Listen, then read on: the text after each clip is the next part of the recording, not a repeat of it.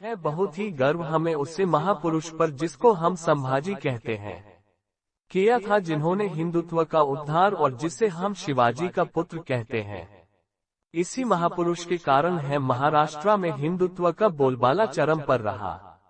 शिवाजी के बनाए हुए सिद्धांतों को जिसने जीवन में उतार लिया, अपने दम पर जिसने महाराष्ट्र में नहीं बल्कि पूरे भारत में हिंदुत्व का परचम बुलंद किया, शिवाजी के दिखाए रास्तों पर जिसने चलकर अपनी सत्ता का मार्ग प्रशस्त किया, गौ गीता और गंगा की रक्षा और प्रतिष्ठा को बढ़ाने वाला ये पुत्र शिवाजी का अपने आप में महान था, जिसने देखा संघर्ष के अग्नि चरणों को वास्तव में वीर अद्भुत महान था।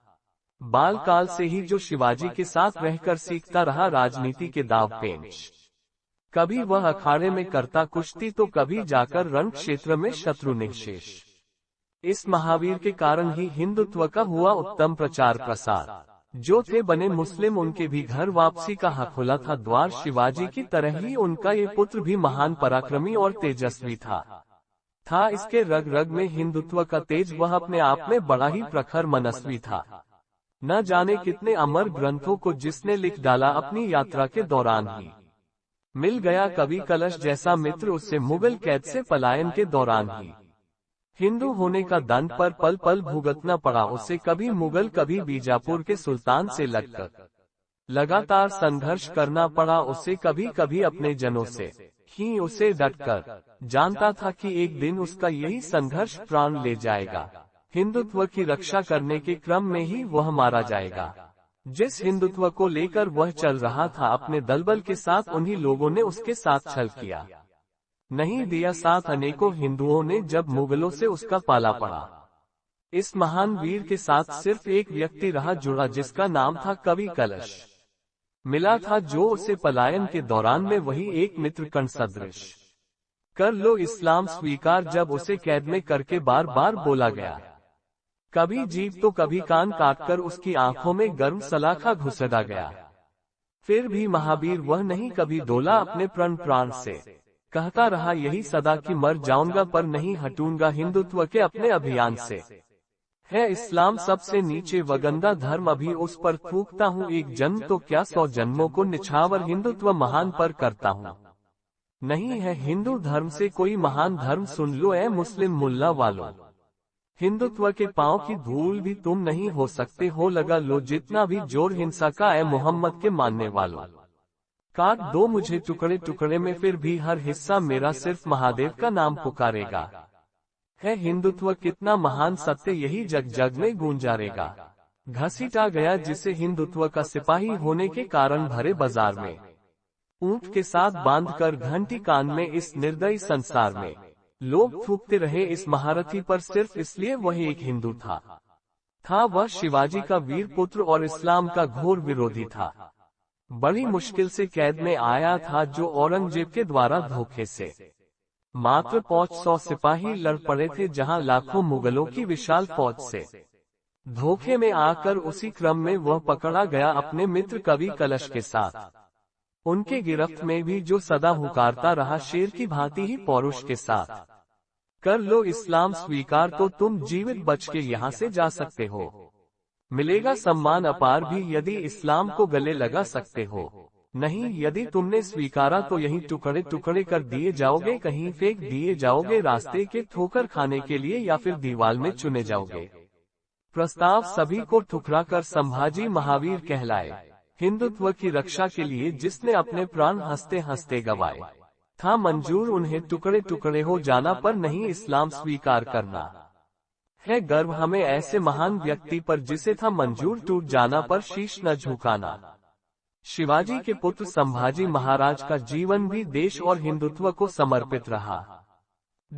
अपने बाल्यपन से ही राज्य की राजनीतिक समस्याओं का जिसने निवारण किया, संघर्ष के साथ शिक्षा दीक्षा के कारण ही बालक शंभुजी कालांतर में वीर संभाजी राजे बन सके। औरंगजेब के सामने कभी घुटने नहीं टेके, अंतिम सांस तक योद्धा की भांति रहे। हिंदुओं के जबरन मुसलमान बन जाने पर उनकी घर वापसी और सम्मान लौटाने का कार्य सफलतापूर्वक किया। छत्रपति संभाजी महाराज का जन्म 1657 में 14 मई को पुरंदर किले में हुआ। संभाजी के 2 वर्ष के होने तक सीबाई का देहांत हो गया था। संभाजी का पालन शिवाजी की मां जीजाबाई ने किया था। संभाजी महाराज को छवा कहकर भी बुलाया जाता। मराठी में मतलब होता है श्रावक अर्थात शेर का बच्चा। संभाजी महाराज संस्कृत और 8 अन्य भाषाओं के थे ज्ञाता। संभाजी की माता का नाम सीबाई व शिवाजी थे। पिता सीबाई के अलावा दादा शाहजी राजे, दादी जीजाबाई और भाई बहन थे। शिवाजी के 3 पत्नियां थी, साईबाई, सुएराबाई और पुतलाबाई, जिनके नाम थे। साईबाई के पुत्र संभाजी राजे थे। संभाजी के एक भाई राजाराम सुएराबाई के पुत्र थे। संभाजी का बचपन बहुत कठिनाइयों और विषम परिस्थितियों से गुजरा था। सौतेली माता सुएराबाई का लक्ष्य अपने पुत्र राजाराम को शिवाजी का उत्तराधिकारी बनाने की था। सुएराबाई के कारण संभाजी और छत्रपति शिवाजी के मध्य संबंध खराब होने लगे थे। संभाजी ने कई मौकों पर अपनी बहादुरी भी दिखाई, पर सब व्यर्थ ही हो रहे थे। अल्पविराम पर शिवाजी और उनके परिवार को संभाजी पर विश्वास नहीं हो पा रहा था। ऐसे में एक बार शिवाजी ने संभाजी को सजा भी दी, लेकिन संभाजी भाग निकला था। जाकर वे मुगलों से मिल गए, पर यह समय शिवाजी के लिए सबसे मुश्किल समय था।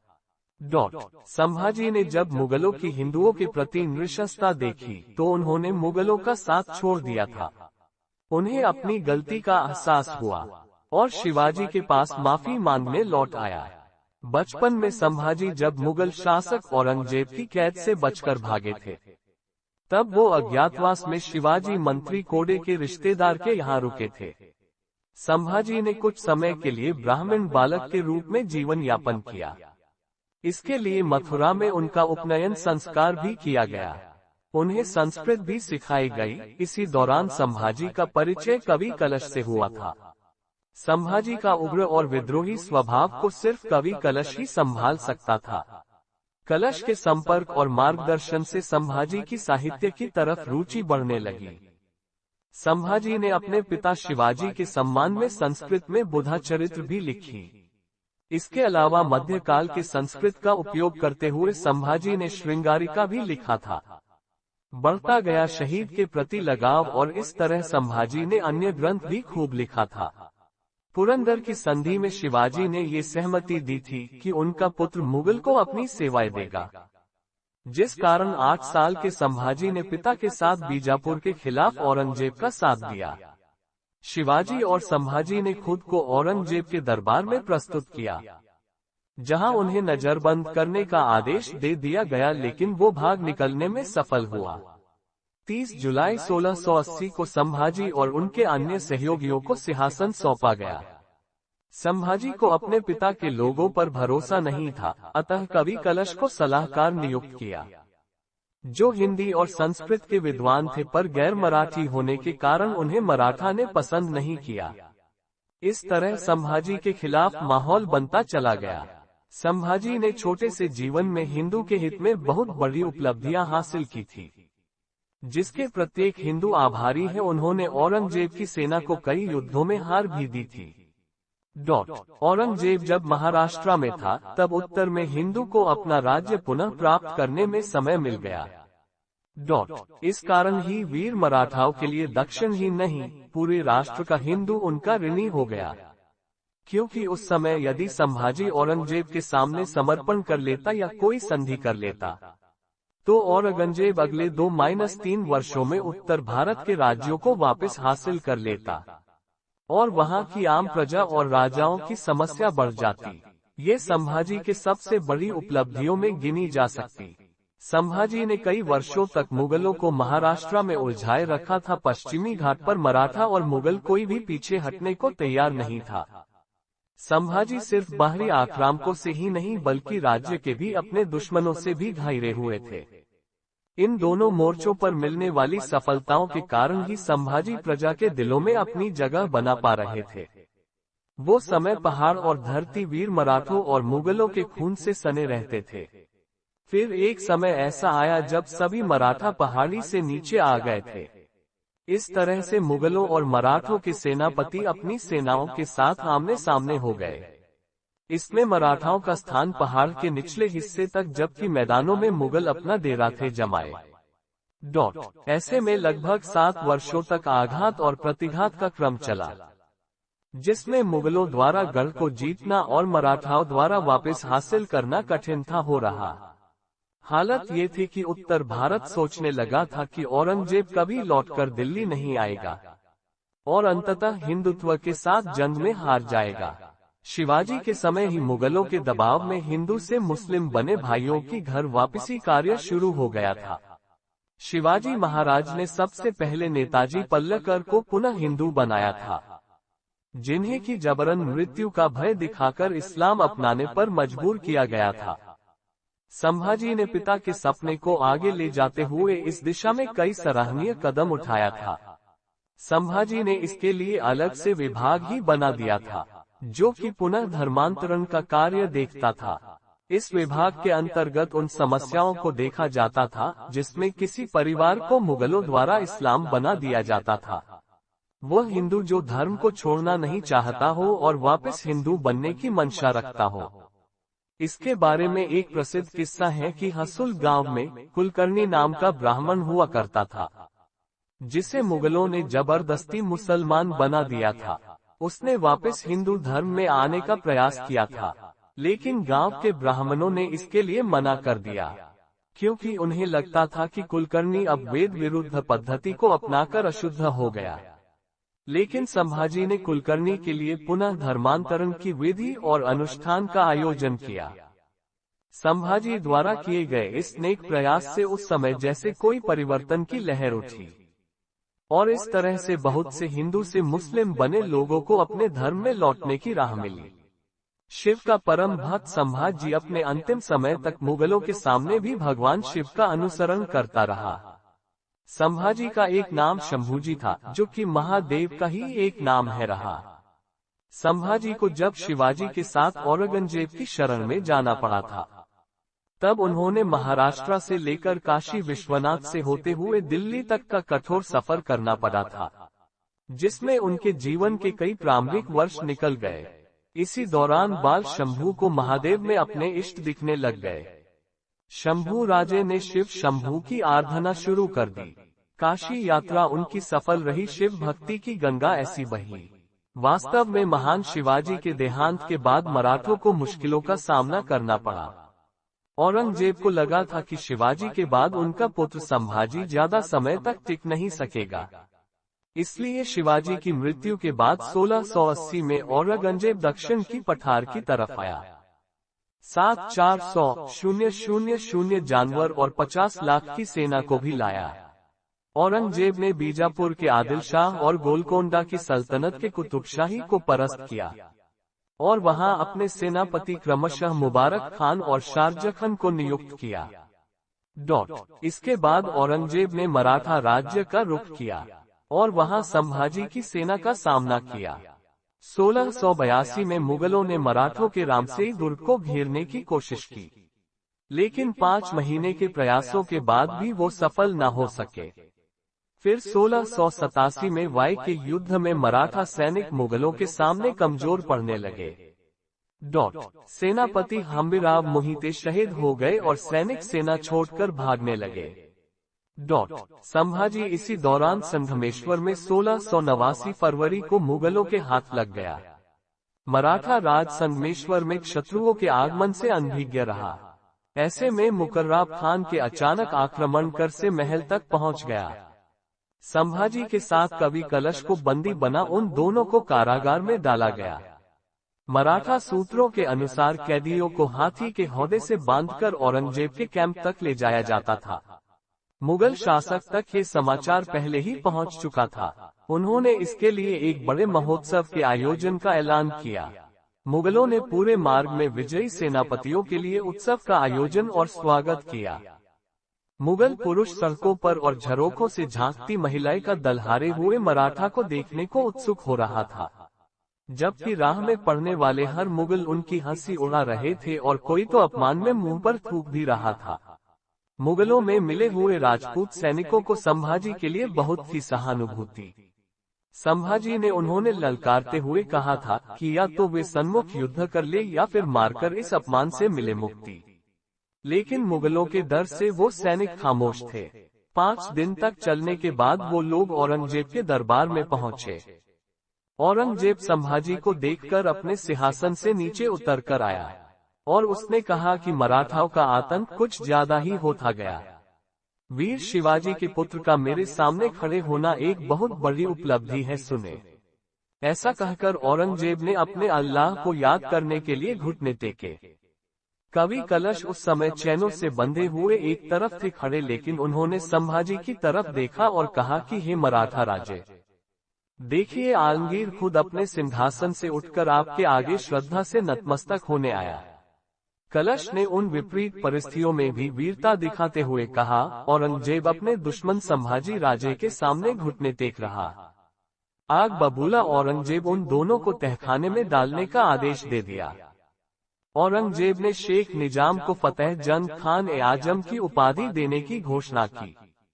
साथ ही 50,000 रुपए, 1 घोड़ा, 1 हाथी और 6,000 सैनिकों की टुकड़ी देने की घोषणा की। इसके अलावा उसके पुत्र इखलास और भतीजे की आयबारी, उपहार और सेना में उच्च पद देने की घोषणा की। मुगल नायकों ने इधर संभाजी को सुझाव दिया कि वे यदि अपना पूरा राज्य और सभी किले औरंगजेब को सौंप दे, अभी औरंगजेब संभाजी की जान बख्श देगा, पर संभाजी ने इस बात से मना कर दिया। इसके बाद मुगल अपने उस उद्देश्य पर लौट आए जिसके लिए उन्होंने भारत पर आक्रमण था किया, जिसमें गैर मुस्लिम को मुस्लिम बनाना, जनता को लूटना और महिलाओं का शीलभंग मुख्य कार्य था। ये सब देखकर बहुत आहत हो रहे संभाजी की हालत देख उन्हें फिर से औरंगजेब का ये संदेश आया था कि वो यदि इस्लाम अपना लेते हैं तो उन्हें ऐशो आराम की जिंदगी दी जाएगी। लेकिन संभाजी ने साफ कह दिया कि आलमगीर देश का शत्रु है और ऐसी कोई संधि नहीं की जाएगी। कठोर यातनाओं के बाद भी ना झुकने पर संभाजी और कलश को कैद से निकाल घंटी वाली टोप पहना दिया गया। उनके हाथ में झुनझुना बांध उन्हें ऊंटों से बांध दिया गया। तुलापुर के बाजार में उन्हें घसीटा जाने लगा। वह मुगल लगातार उनका अपमान कर रहे थे। उन्हें जबरदस्ती घसीटा जा रहा था, वे उन पर थूक रहे थे, जिसके कारण झुनझुने की आवाज साफ सुने जा रहे थे। मुगल अपना परिचय देते हुए ये सब देखकर क्रूरता से हंस रहे थे और उपहास कर रहे थे। मंत्री कलश भी ऐसे में हार मानाने वालों में से नहीं थे। वो लगातार भगवान का जाप कर रहे थे। उन दोनों के बाल खींचा जा रहा था। उन्हें इस्लाम कबूलने के लिए कहा जा रहा था। तब भी उन्होंने साफ तौर पर इससे ना कह दिया। हिंदुत्व सभी से ऊपर सच्चा शांति प्रिय धर्म है, ये हुंकार किया। मराठाओं के लिए अपने राजा के अपमान को देखना बहुत बड़ी बाध्यता थी। औरंगजेब ने कहा कि वो संभाजी को क्षमा कर देगा यदि इस्लाम कबूलने में न कोई समस्या थी। संभाजी ने मुगलों का उपहास उड़ाते हुए कहा कि वह उनके समान मूर्ख नहीं है, जो ऐसे मानसिक विक्षिप्त मोहम्मद के सामने घुटने टेके ऐसे पागल नहीं है। संभाजी ने महादेव को याद कर कहा कि वे धर्म को समझते हैं, वो अपना जीवन हजारों बार हिंदुत्व और राष्ट्र को समर्पित करते हैं। इस तरह संभाजी मलेच्छ औरंगजेब के आगे नहीं झुका। इससे पहले किसी ने भी इस्लाम के खिलाफ इतना नहीं था बोला। औरंगजेब ने क्रोधित हो आदेश दिया कि संभाजी के घावों पर नमक छिड़का जाए। उन्हें घसीटकर औरंगजेब के सिंहासन के नीचे लाया जाए। फिर भी संभाजी लगातार शिव का नाम जपे चले जा रहे थे। उनके होठ व जीभ काट आलमगीर के पैरों में रखे जा रहे थे, जिसने इसे कुत्तों को खिलाने का आदेश दिया। लेकिन औरंगजेब भूल गया कि वो जीभ काटकर भी संभाजी के दिल से कभी देशभक्ति को अलग नहीं कर पाया। संभाजी अब भी मुस्कुराते हुए शिव की आराधना कर रहे थे। वे मुगलों की तरफ गर्व भरी दृष्टि से देख रहे थे। इस पर उनकी होठ व आंखें निकाल दिए गए और फिर उनके दोनों हाथ भी एक एक कर काट दिए गए। और ये सब धीरे धीरे हर दिन संभाजी को प्रताड़ित करने के लिए किया जाने लगा।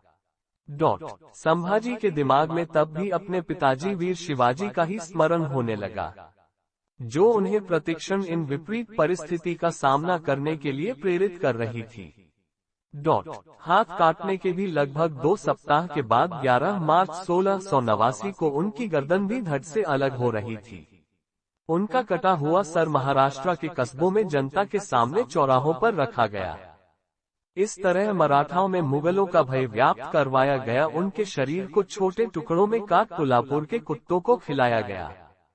मुगलों के द्वारा हा घोर अपमान और उन पर थूकवाया गया, पर मुगल अपना प्रभाव नहीं जमा सके। वह अंतिम क्षणों तक शिव का जाप संभाजी करते रहे। इस बलिदान से हिंदू मराठाओं में अपने राजा के प्रति सम्मान, मुगलों के प्रति आक्रोश बढ़ते रहे। एक अन्य किंवदंती के अनुसार संभाजी का वध वाघ नाखले मतलब चीते के नाखूनों से किया गया था। उन्हें 2 हिस्सों में चीरकर और कुल्हाड़ी से सर काट कोल्हापुर में भीमा नदी के किनारे पर फेंका गया था। है बहुत ही गर्व हमें उससे महापुरुष पर जिसको हम संभाजी कहते हैं।